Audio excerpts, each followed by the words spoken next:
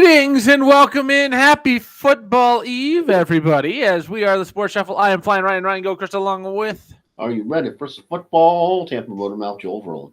Yep. It is just over 24 hours away, kids. Rams Bills tomorrow night. We'll get to a pick and Drafts, preview of that game. drafts are done. Remorse is in full swing, and we're ready to see how badly our picks are.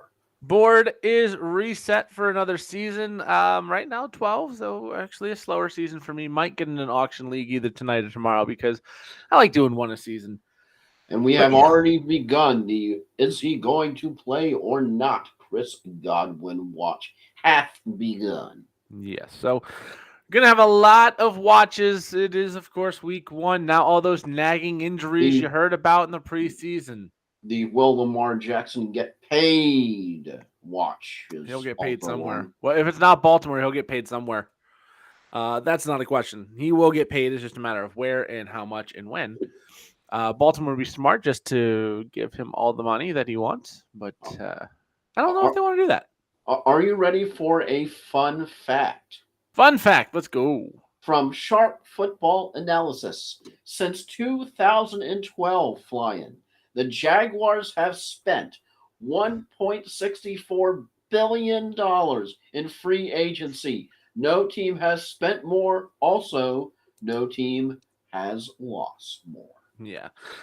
That goes to show you where you build your team. It is through the draft. The Green Bay Packers have a good track record of building through the draft, retaining their players, not going crazy in free agency, and they're consistently a good team. Aaron Rodgers being your quarterback helps I that quite just a bit. I just saw that nugget and I'm just like, okay, because you sort of that the Jaguars had a bit of a rough year with Urban Flyer there.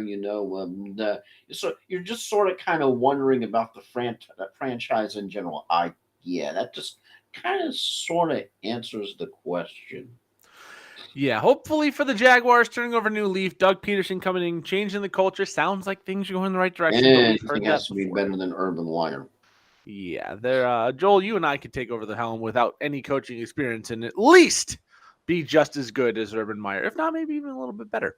That is how low that bar Our really our, is. our cult, because I was watching the interview with Dungy and Coach Mullins, and talking about what the expectations are. And it's like, oh yeah, you're not going to come in saying 5 wins for you. Yeah, that's not how football people operate. I mean, although 5 wins would definitely be better than what the Jaguars did last year. I don't think that would be a thing to come in. And now here we are. It's the head coach and Coach Verlin. What are your expectations? We just don't want to suck. We want to be better than the Lions. Yeah, that's not the goal. But we'll get into. We'll talk about the game tomorrow night. That'll be the And bulk of the I think fantasy coverage today. it's the anniversary of the one by Coach Bennett. The we need more dogs. Oh man, great soundbite. Remember that one? Yeah, Classic clip. yeah, Need more dogs. We don't need any more meows. We need more ruff ruffs. yes. And he actually We did the meows during the speech. That is not hyperbole, folks. So yeah, we're gonna talk the Rams Bills need game more dogs. tomorrow night. We're gonna talk about the fantasy impacts of that game. We will talk about the entire season today. We're gonna make a Super Bowl pick. We're gonna talk some sleeper teams, some surprise teams, some teams that are gonna be worse than we expect. We're gonna talk a little bit about pretty much everything going on. We're finally getting some injury reports still. We haven't had major injuries this offseason, which has been very good. Alan Lazard got stepped on. He wasn't practicing. Looks like he's going to Mhm. be iffy. George Kittle with a groin injury. You We'll see. But for the most part, most you of your had core starters are good to you go. had a mascot injury, the Ravens Oh, injury. no. Oh, nevermore. Oh, no. Not Poe. Poe. Poe got injured. Poe, Poe, Um, Poe. The first thing I think of is Poe as the character from the new Star Wars. But oh, jeez. Um, yeah, but Ravens. there are more of us, Poe. There are more of us. That from that scene. Ravens will open in New York against the Jets. So Poe's got a week to heal up before week 2 when they have their home opener against Miami. So best wishes to Poe. If you had him in your mascot fantasy leagues, oh man, that's a tough break early on. that's probably a thing that exists that we don't cover on this show. So again, I would imagine somebody somewhere has a draft like that. I oh mean, yeah. Oh yeah, full year you get nothing but sports mascots, and every time they do something silly or stupid, you get a point. how? Okay, the one question that begs to be Hello, asked rabbit hole. is yes, let's hop into this rabbit hole since you opened up. Is how would you score for fantasy mascots? On what do you base the fantasy scoring on? Because of course, fantasy points come from what they do on the field, but it's a mascot. The field is off the field. Yeah, So it's got to be something like times captured on camera during the season doing something of note. You do that weird dance where, like, the mascots that can, like, move their hips in a circle because of the way the costume is made. You get caught on that, you get a point, or you're bashing your head against the uprights, you get a couple points, something like that. I don't know. I haven't created that league yet, but if you look at the board behind me, I have a problem with fantasy football. So that's possibly on the horizon for one of us, mostly me. But yeah. Poor Poe. If you have Poe, you are in rough shape for sure. F for Poe. So again, no major injuries right now. A lot of little tweaks going on.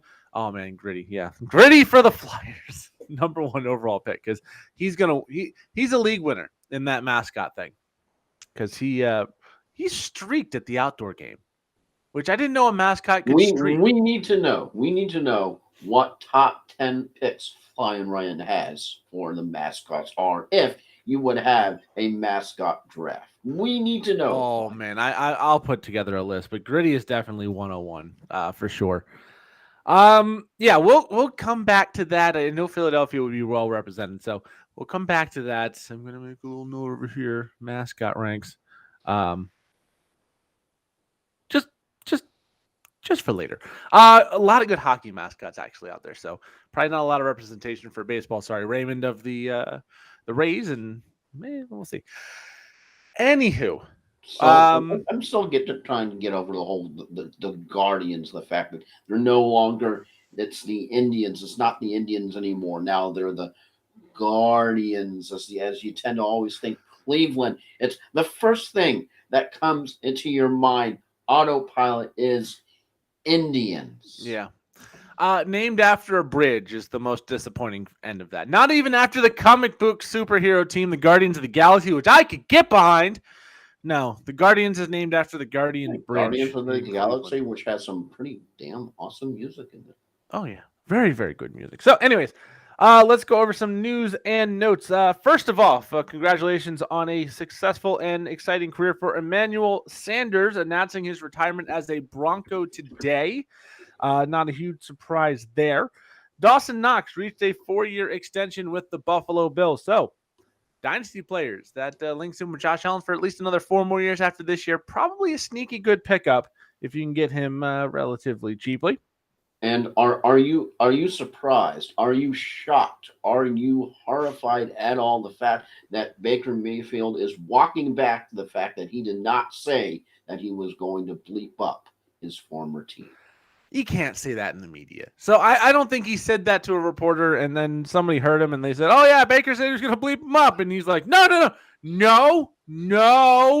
I mean, I'm gonna, but no, I didn't say it. But yeah, it's going to happen. And then, of course, the other story this is just sort of one of those things out there that it happens and you're going, okay, we're going to be a professional franchise. We're going to release our depth chart to tell you who our quarterback is. And then we're going to say it was a clerical error. WTF, Pittsburgh Steelers. I mean, it happens. Jets starting Joe Flacco Sunday versus the Ravens. Zach Wilson still dealing with that knee injury from the preseason. You get that many moms, you just get sore. Robbie Anderson healthy, which no big deal for fantasy. Antonio Gibson, of course, is now the starting running back for the Washington Commanders after we buried him because of bullet holes Brian Robinson after the failed carjacking. So for at least the first few weeks, Antonio Gibson might have a valid role. Chase Edmonds now is questionable. Joe Burrow good to go after the appendix. You have to admit surgery. that had to be one of the most chaotic news cycles I think that one can think of in recent memories, because of course you had the Bills and the now former punter. I think that's all we're going to say about Yeah. that whole very dark episode and story. That you go down that rabbit hole, you're just like, holy shit. Then of course you had the player you just mentioned with with the carjacking and all, and just a surreal news cycle is just sort of like, okay, did we go to another planet or another dimension or something? Just Yeah. wow. It was also 4 hours after Brian Robinson had some news breaking that he was supplanting Antonio Gibson, like officially, and then carjacking shot. They say he's possible he's going to be back in week 5. Some other people I know don't believe that. I think I'm an optimist. I kind of see that as a little too crazy on my end of things. So I would say maybe week 7, week 8, and then we'll see if Antonio Gibson fumbles. It's going to be Brian Robinson's job when he gets back. One more piece of news. Miles Sanders back at practice today, was out for an extended period of time with a hamstring injury. But again, it's preseason. All these guys with these little nagging things, we're sitting out to be cautious so they be ready for, well, this week when the games actually matter. So, And this story is definitely, I think it's one of those stories that it's definitely not what you would call congruent or key to the football season. But I find it interesting that Tyreek Hill is going to be pausing his podcast. well, he gets serious at the start of the season. I know LeBron James does his whole social media blackout when the playoffs begin, if they make it, unlike the Lakers last year. So it's not necessarily unheard of to see Yeah, guys well, take a step back from it their was I other things. forget who it was. I'm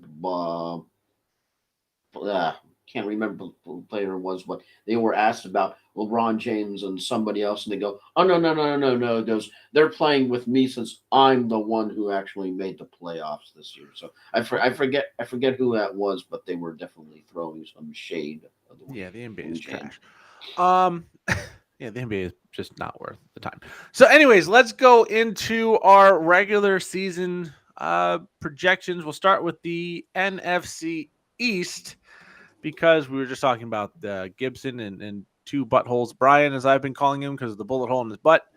Not a nice name to call somebody who got shot in the buttocks, but as Forrest Gump said, the best thing about getting shot in the buttocks is the free ice cream. So I guess he's at least got that going for him right now. So let's talk quickly about some of the teams in the NFC East. Who do you think is the favorite in this division?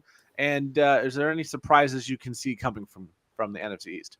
I've got from the NFC East, or the NFC least as it's called, definitely the biggest surprise I think has to be all the talk about Jalen Hurts and Philadelphia, because just Washington, we're not really sure of what's going on with Carson Wentz and all the questions, especially the ones that you just mentioned, the craziness with the injury, with the carjacking, and just all of the uncertainty coming out of there. The Giants banged up so many injuries last year. Absolutely just a ridiculous offensive line that was highly laughable. We're not wondering how they can possibly recover from that. And Dallas, of course, Dallas is always going to be Dallas, as you've already seen the memes out there. The Cowboys already eliminated from the playoffs. They haven't even started yet. And the memes have started with the just the history, just former coach Garrett, just clap.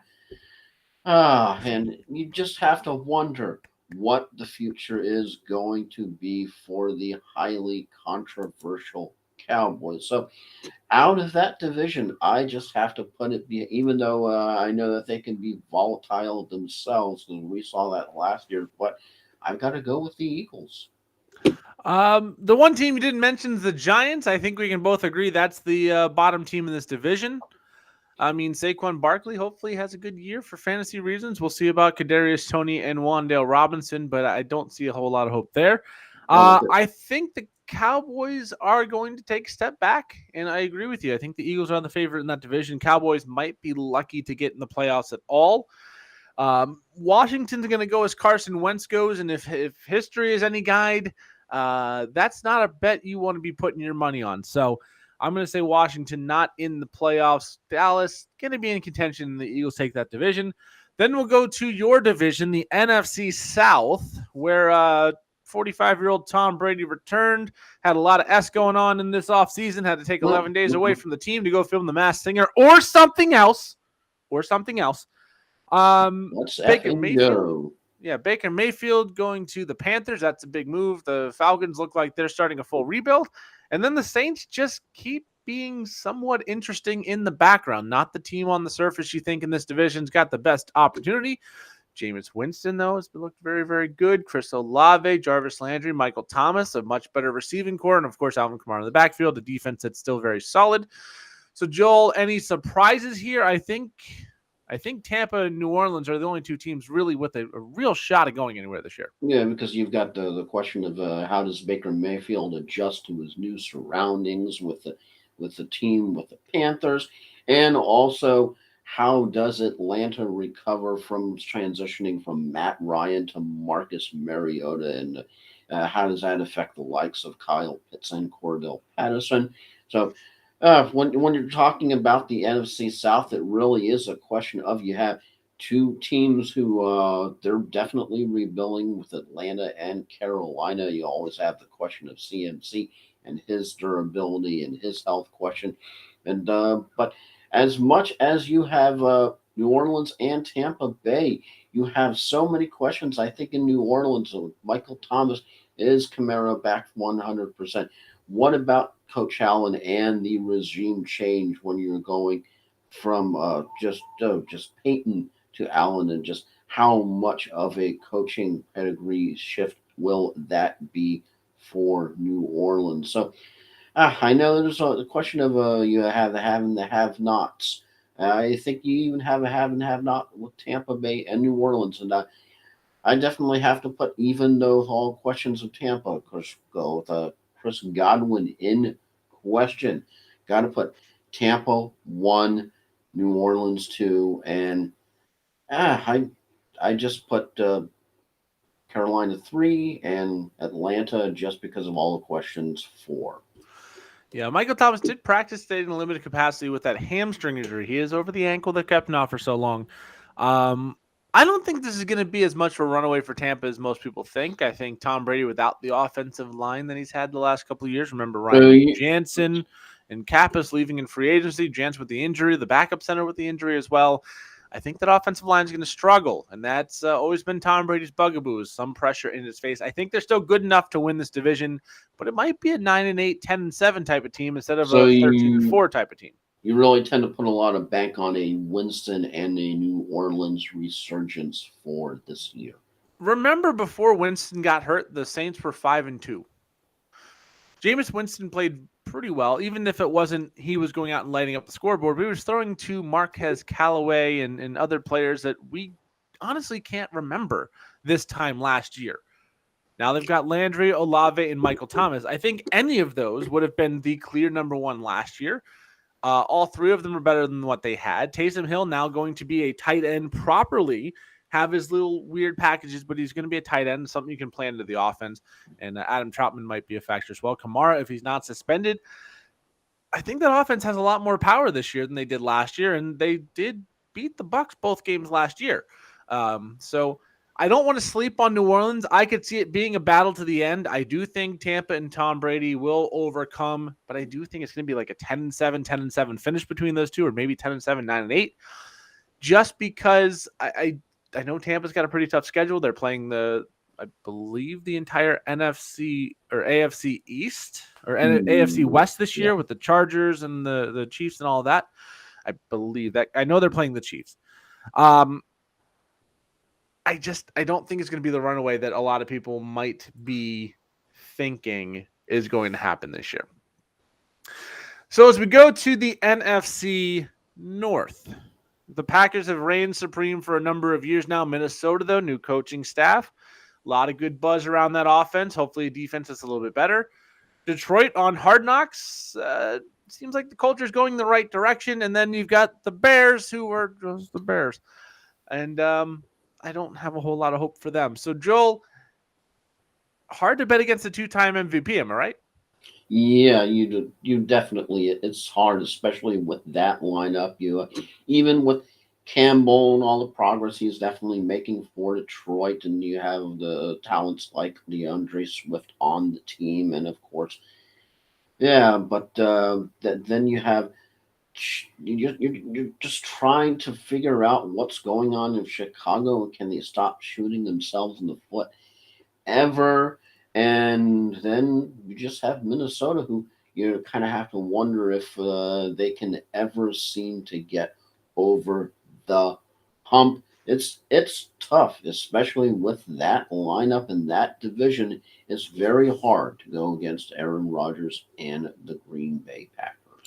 Yeah, even without Devonte Adams, I think the Packers are the clear-cut favorite. I do see the Vikings and the Lions as potential sneak up and get into the playoff type of teams. I like what Detroit has done. Minnesota, frankly, if they could have won any of their one-score games, they gave away games last year. Oh, You turn a couple Minnesota of those was just around. so painful to watch last year. Yeah, I mean, they blew a couple games on missed last-second field goals. Of course, Detroit had the one on the 66-yard How Justin many Tucker torn kick. tickets and torn hearts with Yeah. lost wages? Oof. So if Minnesota can go 500, I think they were 1-7 or 1-8 in one-score games. If they can go 500, you're looking at a 10-11 win team.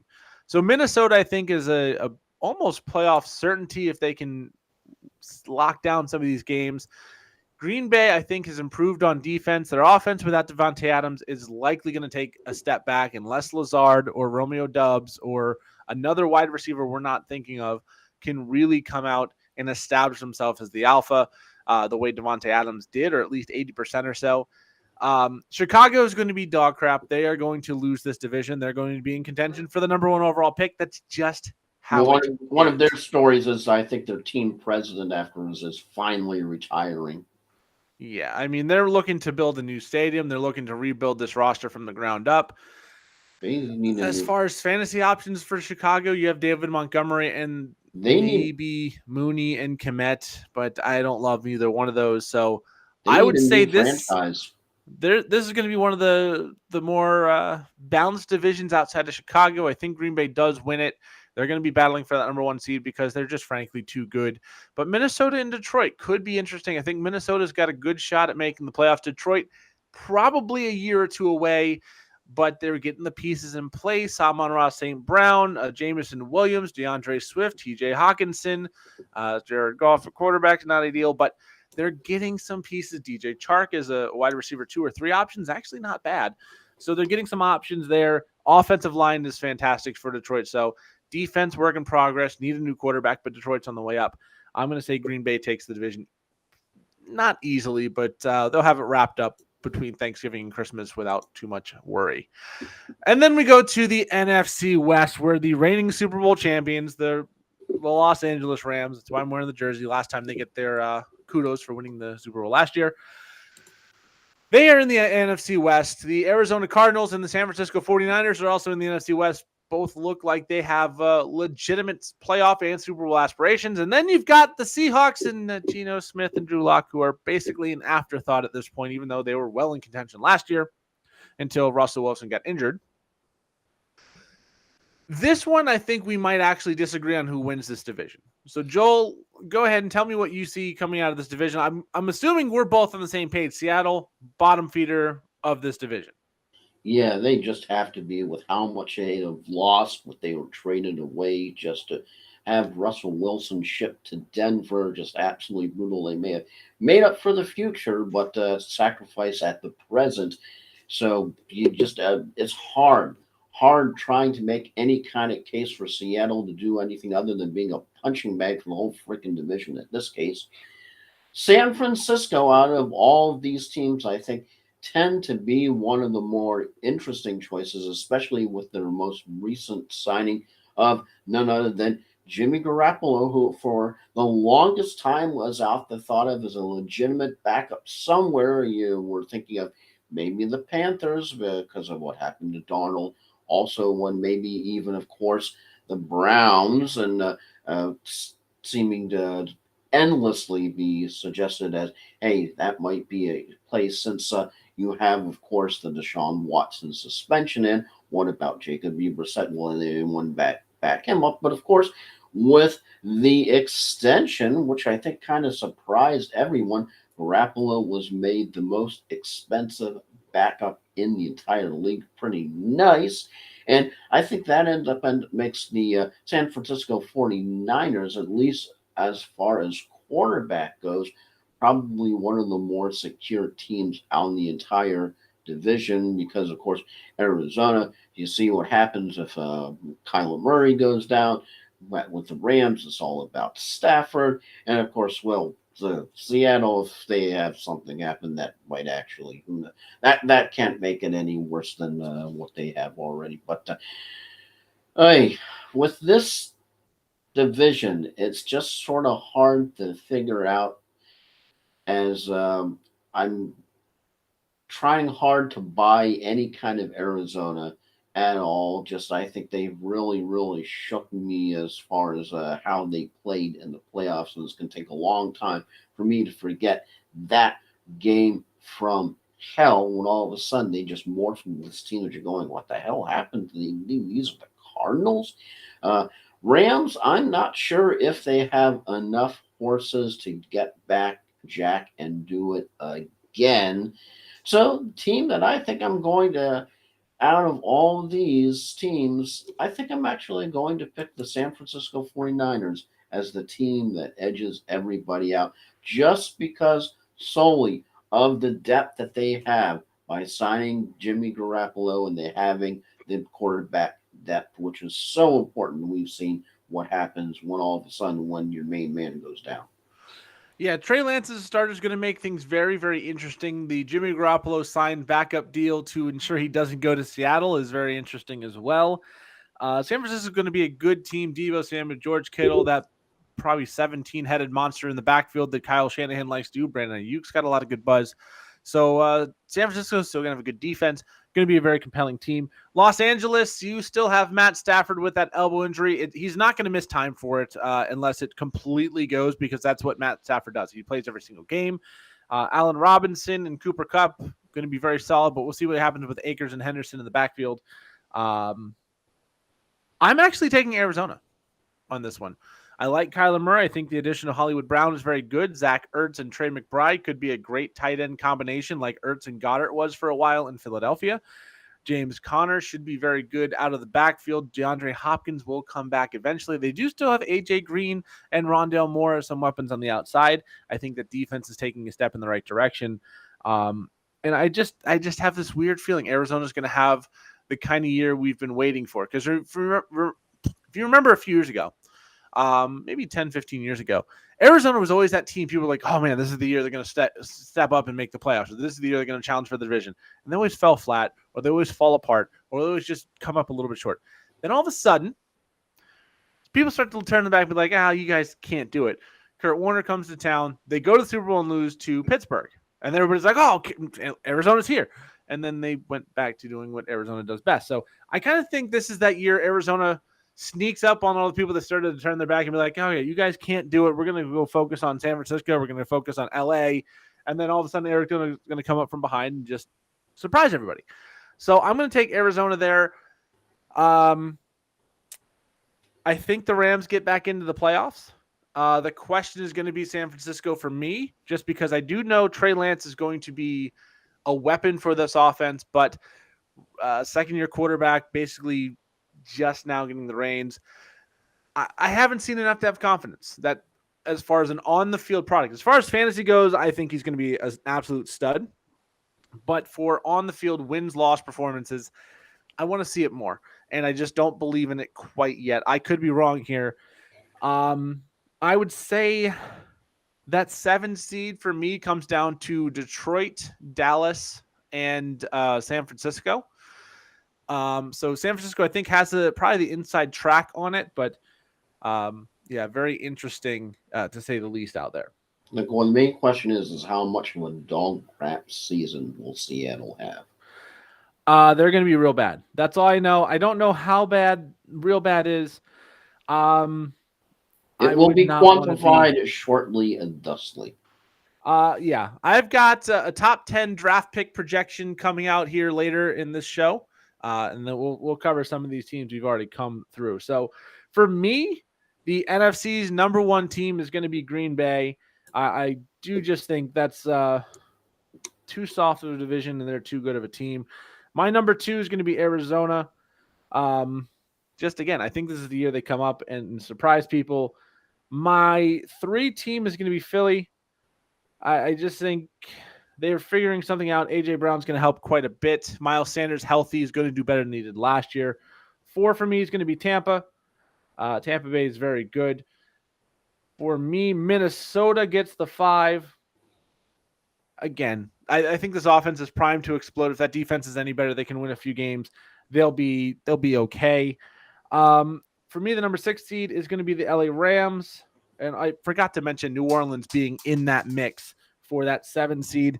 I'm going to give it to I'm going to go New Orleans. I think New Orleans is going to have enough grit to get that number 7 seed. So any of those teams you think will not make it or another team you think will sneak in? With me, I'm actually kind of going to sort of go AFC: Bills, Chargers, Colts, Oh, we're going to the Ravens. AFC next. We just want the NFC now. Oh, NFC. Sorry. Packers, Eagles, Saints, Rams, Bucks, 49ers, and at the very last, the Cards. All right, so we've both got the Cards in a lot of. Can you repeat yours real quick, just one more time? Packers, Eagles, Saints, Rams, Bucks, 49ers, and the Cards. All right, you don't have those in order, correct? You don't have the Saints beating the Bucks in the division. Mm-mm. Okay, so that's just your 7 playoff teams. Correct. All right, so then we'll go to the AFC East, which of course is the home of my Miami Dolphins. It's also home of the Super Bowl favorite Buffalo Bills and the juggernaut that is, I believe, finally passed their prime, the New England Patriots and the New York Jets. So, Joel, everybody's expecting Buffalo to win this division, possibly win this conference outright. Any surprises there? Oh, I've got to go with what everyone expects, and I'm going to put the Bills number 1, Chargers number 2, Colts 3, Ravens 4, Chiefs take a bit of a dive in at 5, the Raiders 6, and your fish at the final spot, number 7. Well, we'll get to the whole conference here in a minute, but right now, just focus on the East. You got Buffalo winning that division. It sounds like, right? See. All right. So I also have Buffalo finishing in that division, but I don't see it being as clear cut as everybody's going to think. I think Miami is going to take that step forward. I think Buffalo's probably a 12 or 13 win team, and they don't clinch until maybe the second to last or last weekend of the season. That's how good I think Miami's going to actually be this year. I think the additions have been very strong. New England and the Jets, I don't see being factors. There's a lot of bad talk coming out of New England about how soft that offense has been. So I'm going to say, those two teams are going to be in rough shape this year. Next up, AFC South. That's the Colts, Titans, Jaguars, and Texans. Last year, the Titans were the number 1 seed in the AFC, and people are throwing them in the trash like they are garbage. They will be getting Derrick Henry back. Who do you see coming on top in this division? Oof, yeah, this one, it's hard to end up going against Tennessee just because of that firepower, that offense, and even as questionable as Tannehill has been at times, still he's got Henry and he's got that offense, even though they don't have Brown anymore, as of course he was traded. So the question is, other than Tennessee, who do they have to go against them? Jacksonville is in utter complete tatters, recovering from that unbelievable, horrid season. That, of course, they're going to be better this year, but what does that mean? 5 wins, 6 wins, 7 wins. Indianapolis, that's just a question of quarterback. Even though they have, of course, Taylor and everybody there. It's just the main question is who's behind the helm, and and then of course Houston recovering from the Deshaun Watson trade, just an absolute dumpster fire of a team there. You sort of wonder if they pick up the pieces and the tatters and just try to do something. So yeah, other than Tennessee, Tennessee maybe just because of the running game, Indianapolis. Other than those two teams, I just have a hard time making a case for Indianapolis other than the running game. So I just really tend to see Tennessee as the main threat there. I've got Indianapolis winning this division. I think the upgrade from Carson Wentz to Matt Ryan is significant enough. Uh, the Colts were a good playoff team last year. They do have Jonathan Taylor. They do have Michael Pittman. They do have some other depth wide receiver options and some tight end help. Plenty of it on the roster. Defense is improving. And I do think the loss of A.J. Brown, not to mention Julio Jones, who's now in Tampa Bay, given they did get Robert Woods, they did draft Traylon Burks. I just think Tennessee is going to take a small step back. They're going to be in contention for that 7 seed in that wild card mix. But the AFC, remember, last year there were about 13 teams that finished at or right around 500. So there are going to be good teams that miss the playoffs. I think Tennessee has a very good chance of being one of them. But I think Indianapolis kind of runs away with this division and hides. I think they can easily stomp Houston week 1. They can easily stomp Jacksonville when they play them week 2 in Jacksonville. They've lost a lot in there, but I think they can go 5-1 or 6-0 in that division, and at that point, you just got to do 500 ball outside of the division and make the playoffs pretty comfortably. So Tennessee and Indianapolis are both good, and Houston and Jacksonville are garbage. Well, I'll give a little tease. I've got, again, top 10 for my projection for the 2023 draft. Only one of Houston or Jacksonville is in the top 10. So I expect them both to be better, but only one of them is even a bottom 10 team. Then we go to the AFC North. This is where the AFC reigning champion Cincinnati Bengals, that still feels weird to say, that's where they reside along with the Baltimore Ravens, Pittsburgh Steelers, and Deshaun Watson owning Cleveland Browns. I think we can rule out Cleveland due to the 11-game suspension with Watson. Jacoby Brissett probably going to be like a 4-7 type of fill-in. From there, you'd have to have someone come back who hasn't played in about 2 seasons, come in and go 6-0 to even give yourselves a chance. Their schedule is not exactly easy, so I don't think Cleveland's going to be a factor here. But those other 3 teams, I almost think you can throw into a hat, draw them at random, and have just as good a chance of picking the winner here. Yeah, because it's just with everything that has gone on, once you take Cleveland out of the mix, because with that 11-game suspension, it's just hard backing a team that has Brissett as a quarterback. Granted, even with that offense that has him behind him to support him, but still, we're talking 11-game suspension. So taking Cleveland out of the mix, I tend to agree with you that you have Pittsburgh, of course, where you have Mitchell Trubisky back in there who's looking to try to redeem himself. Cincinnati, of course, wants to get back to where they were, and they've got the hunger to do it. The question is do they have the horses? But of course, the team out of all those, I think that really looking forward to trying to redeem themselves is definitely the Baltimore Ravens, with all those injuries they had last year and absolutely devastated the backfield.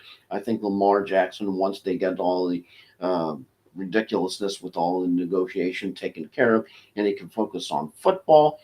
Once that is taken care of, I really tend to think that the Baltimore Ravens could be the most dangerous one out of all the 3 teams, really looking forward just to try to get back to once where they were previously, just with those brutal injuries. And all of a sudden, if they have some weapons again, look out for some fireworks. I agree it's going to be Baltimore winning this division, but I could very easily see a scenario where we're talking Pittsburgh, we're talking Cincinnati winning this division again. Joe Burrow and that offense is not going to go backwards, but that defense still has some question marks in it. I actually think Mitch Trubisky is going to start most of the season, and it's going to be okay. But I'm going to go with Baltimore as well. They were a Super Bowl pick of mine last year, and then everybody on the roster got injured. So I think J.K. Dobbins coming back, that secondary getting healthy, some depth pieces as well. I think Baltimore is going to be the team to beat. They just have too much firepower. That defense should be a much different animal than we saw at the end of last season when they were getting torched week in, week out. Getting torched is kind. Yeah. So yeah, we're gonna go Baltimore there. But I do think Cincinnati and Pittsburgh will also be in the mix for a playoff spot. Then we go to the most interesting division in the NFL, the AFC West. That is Kansas City. That is the Chargers, the Raiders, and of course, that is the Denver Broncos with Russell Wilson. Again, you can put all four of these teams in a hat and pick one at random, and I don't think your odds of missing this are particularly big. I think there's people that will expect 4 playoff teams in this division. That's not going to happen just because they're going to beat each other up in division. So Kansas City has had a stranglehold in this division for a while. The Chargers have been moving the right direction. The Raiders got into the playoffs last year. Denver with a new quarterback is going to be an entirely different team. Who do you got? Out of this one, I'm gotta go with my personal favorite, and I'm picking the Chargers just because of how close they end up getting into the playoffs. And of course, you had that heartbreaker of a game against the Raiders, but they were this close. They've got the firepower. It's just a question of can they just a little bit more. And I think they can do that because we've seen the Justin Herbert who can, when he's switched on, when he's smashing, he can do it. It's just a question of I know he can also regress into back to become the trash can that we all know and see because we've had those type of games too where he has definitely disappointed me, boy, especially in fantasy. I remember, but that's my pick. I'm kind of going a little bit homer because that's who I picked last year, the quarterback. But yeah, out of all those teams, I know because you've got the Las Vegas, you got Vegas, and all their craziness usually going on. Kansas City is Kansas City, but they've shown that they can be mortal. And Denver, just the one question is how well can Russell Wilson adjust to his new weapons and his new abode? So, out of all those teams, if you think about Justin Herbert is the one who already has everything taken care of, everything already set up. Here's a such. It's already there. He just has to build on it, and he's not adjusting to anything new, and he doesn't have any kind of craziness happen. For me, it's Kansas City still. I know the Tyreek loss is a big one, but Andy Reid is a very good and inventive coach. They still have Travis Kelce. And I think MVS, I think Juju, I think Sky Moore, I think these guys they've brought in to try and bridge the gap actually makes this team a little more dangerous because it's not shut down Hill and Kelce. Now you have to worry about, well, is Mecole Hardman, Sky Moore going to do something? Or is it going to be Juju? Or is it going to be MVS? Is it going to just be Kelce? Clyde Edwards-Helaire, is he going to be more of a factor in the backfield? I think it takes the focus from we have to stop these two guys to we have to stop a team. So I think Kansas City still wins that division. I don't think the winner of this division is going to have a huge win total, probably 10 to 11 games. I just feel like they're going to have a lot of 3-3 in the division, which is going to limit their high-end win total capacity. I think the Chargers are going to give them the best run for their money. I don't see Denver getting it together quickly. They have a couple of very easy games early, but once they start playing the big boys, I think we're going to see how quickly Russell Wilson gets into it. And the Raiders, I like the addition of Devontae Adams, but I think the rest of that division did so much to catch up.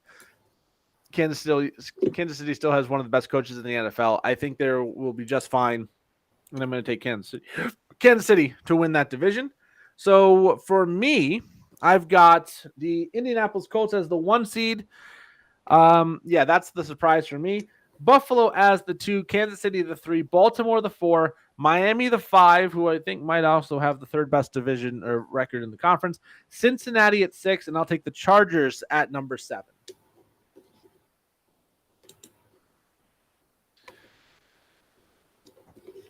So, Joel, if you want to go over your AFC one more time, then we'll do our Super Bowl AFC, picks. AFC one more time. All right, so we have Bills 2, Chargers 2, Colts 3, Ravens 4, Chiefs 5, Raiders 6, and your fish at number 7.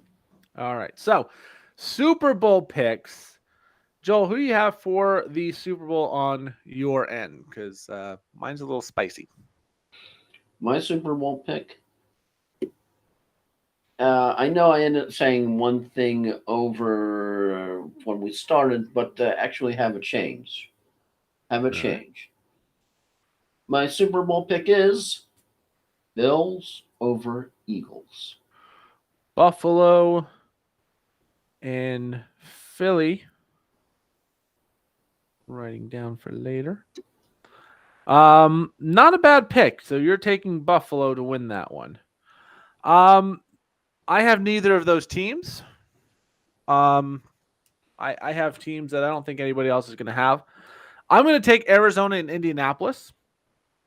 I think the Indianapolis improvement with Matt Ryan is going to pay huge dividends. And again, I think this is the season everybody kind of turns their back on Arizona, stops thinking they're a real contender in that division, and they sneak up on everybody.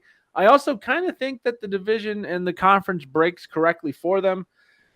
Getting New Orleans, I think that Arizona's going to be the 2 seed. That means that getting the 7 seed should be an easy win.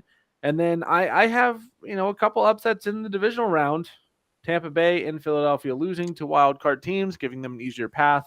And then Green Bay likes to lose in the NFC Championship game. So I'm going to take Arizona over Indy. I've also got Miami getting to the conference championship game and losing. I think Buffalo loses to the Chargers in the divisional round. I think that high-powered offense of the Chargers is something I can give Buffalo fits.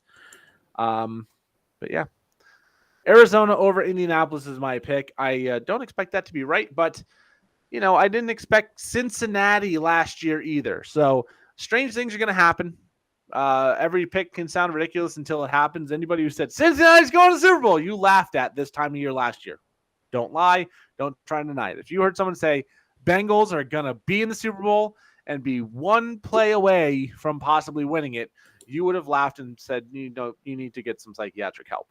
So I'm going to go a little crazy on this one. Take Arizona, Indianapolis. Joel going a little more chalky. Buffalo over Philadelphia. And then there's only one last thing to talk about, and that is game number 1. The Rams raising the banner against the Buffalo Bills. Joel's Super Bowl pick to win. Lot of fantasy goodness in this game. Josh Allen, of course, will be starting for all teams because he is the number 1 quarterback in fantasy football. Stephon Diggs. Gabe Davis, a lot of talk in the offseason. And I think Dawson Knox has some play for the Bills as well. Devin Singletary, James Cook, maybe in some deeper leagues, or if you decided to go a little heavier on the wide receiver, tight end, quarterback position early, they might be in play for you as well. For the Rams, Matt Stafford likely going to be starting for at least somebody in your league. Then you've got Cam Akers, Darrell Henderson, not so solid in the backfield, but Cooper Kupp and Allen Robinson pretty much must starts for the Rams. Super Bowl hangover back at home possibility, maybe. I don't know. Buffalo going on the road. It's going to be one of the best games of the entire season, I believe. So, Joel, game number 1, Buffalo goes cross-country for the Thursday banner-raising primetime opener for the Los Angeles Rams. Who do you have winning this game? This is kind of one of those tough ones because you tend to look at everything and you're going, yeah, I don't know, because it's just sort of it's a tough choice. It's a very tough game. Because you have all the off time, you have both angles going in, you have and anytime you have, I'm going to end up going with the Rams just because of the banner raising, the emotions that are going to be going on. Just that has to be an intrinsic something that is just, it's in the air. It's in the air that you can feel as a players. We all remember the Stephon Diggs picture of when he was kind of watching the celebration. Well, this is going to happen now to the entire Buffalo Bills team. So, yeah, I know it's going to be a hard one to pick, and it's one that you can definitely make a case for Buffalo, but I've got to go with the Rams, and I've got to go with the team that's going to be hoisting the banner and enjoying the celebration and going to be just enjoying the moment. And yeah, the Bills are going to be the team that's on the out. I agree it's going to be the Rams, but this was for me the toughest pick of the week to have any confidence in because Buffalo is a very, very, very strong team as well. I do think going cross country on the road under the lights, I think that extra little bit of juice in the building from the banner raising, the celebration of the Super Bowl is going to be a big factor in this one. Obviously, you can go either way. I'm going to take the Rams in what should be a very close game. Whichever team is the underdog, I would take whatever points they're getting and run with it. I think it's about 2.5, and I think it actually goes to the Rams. So this, we're both picking the underdog here for week number one, game number one. So both on the same page for this game. There will be some differentiating picks here in the coming days. So with all of that said, football now 24 and a half hours away, maybe 25. One more sleep, one more day of work, one more day of just life in general before the NFL kicks back off again, which of course is welcome for both of us. So Joel, I'm going to let you do the final thought first, and then we will let me go and talk about the last week for me. My final thought is simply a menu suggestion. Is a menu suggestion, as I'm sure you like you tend to see all the many choices, all the stadiums that you just sort of wish that you could sample some of them. This one comes from the Dallas Cowboy games. Yes, I know that we tend to make a lot of fun about the Cowboys, but are you ready for this meal choice, Sir Flyin? All right, let's go. The fried mozzarella burger, fried mozzarella sticks, marinara burger, and pepper jack cheese. And the mozzarella sticks are on the actual hamburger. And of course, you know what you can chase this down with? Chase this down with a Gatorade having a brand new drink just come out called Fast Twitch that has, guess how much caffeine in it? Oh, God, too much. 200 milligrams of caffeine per bottle. So, got your pepper check with a mozzarella hamburger. Just chase that sucker down with some Fast Twitch, and you might want to sign a waiver as you do that too somewhere because you might be headed somewhere after that. But yeah, that's your Sports Shuffle official menu suggestion, and you might want to take some heartburn after that sucker. Ooh, yeah, you eat all that cheese to slow you down. You need that extra kick of caffeine to speed you right back up to normal, get you right to that perfect balance. My final thought is going to be to talk about the last week. Of course, no shows last week because I was out of town officiating a wedding. I want to give a special mention to the freaking state of Massachusetts for causing us some extra worry. They forgot to send a piece of paper that is now right out there in my where my mail's at, saying I was legally allowed to do the marriage because they forgot to send it on time. Yeah. So that caused a 4-hour trip through Boston to pick up one slip of paper and get a lunch. It was a 4-hour ordeal in Boston. So Boston, not a fun city to travel through. If you're going to go to Boston, park outside of Boston. Find a way inside, walk around, and then leave without your vehicle. It will save you a lot of time, especially if you have a truck, because that caused even more issues for us because there were parking spots that wouldn't do anything bigger than a car. But yeah, did get the wedding done. It went out very, very well. Happy couple is officially married as long as they turn in the paperwork, which I had to sign. So yeah, everything went well on that front. A couple fantasy football drafts that I think went pretty well.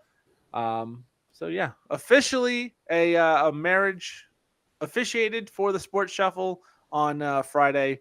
Our good friend Chris, who goes by Rob, who I had to put a disclaimer in because his family calls him one and his friends call him another, and his wife Regina congratulations to them. We're very happy to have been able to be part of their special day. And I did get to throw a little prank on Rob into the ceremony. So that was for me. Thank you to Regina for that story.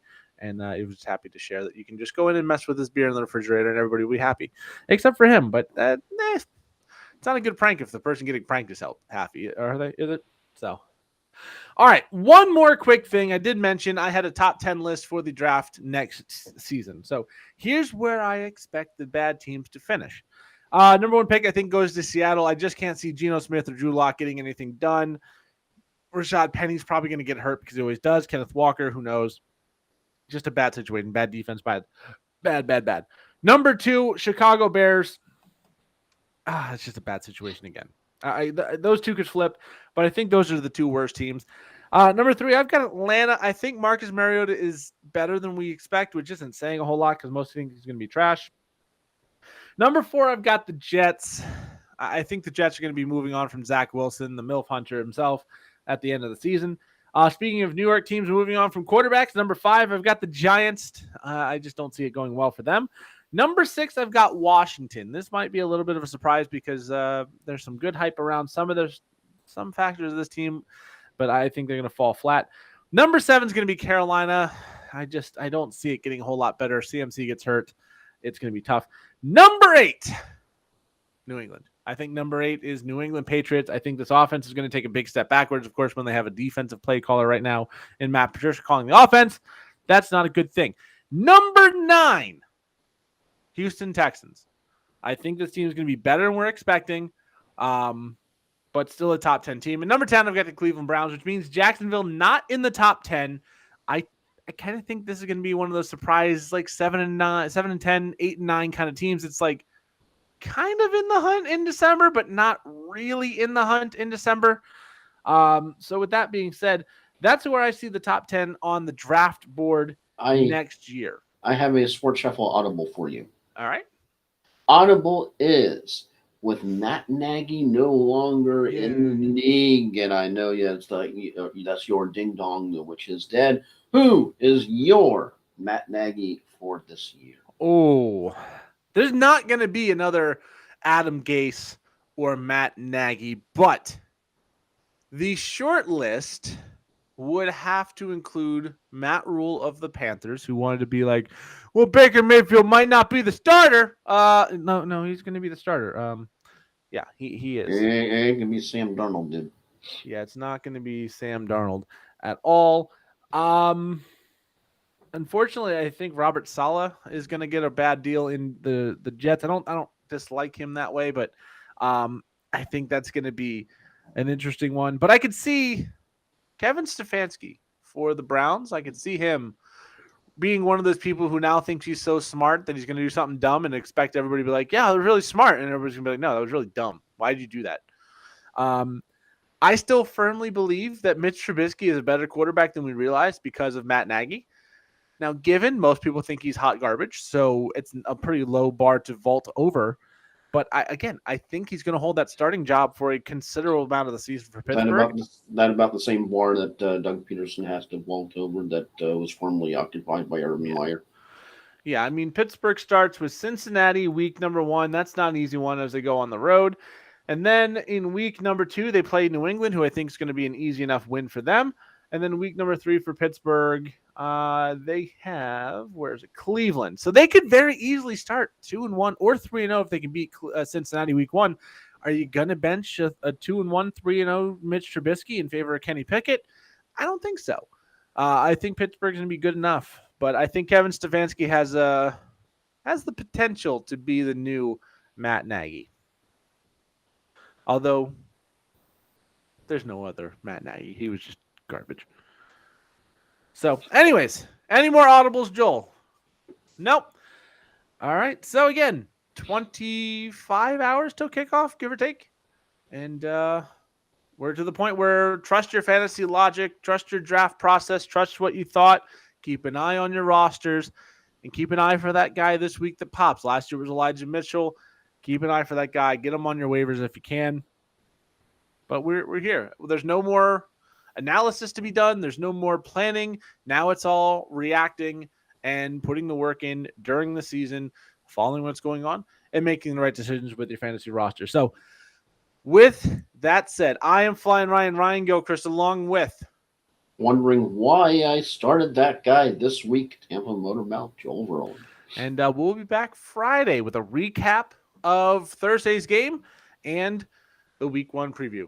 And with that, happy Football Eve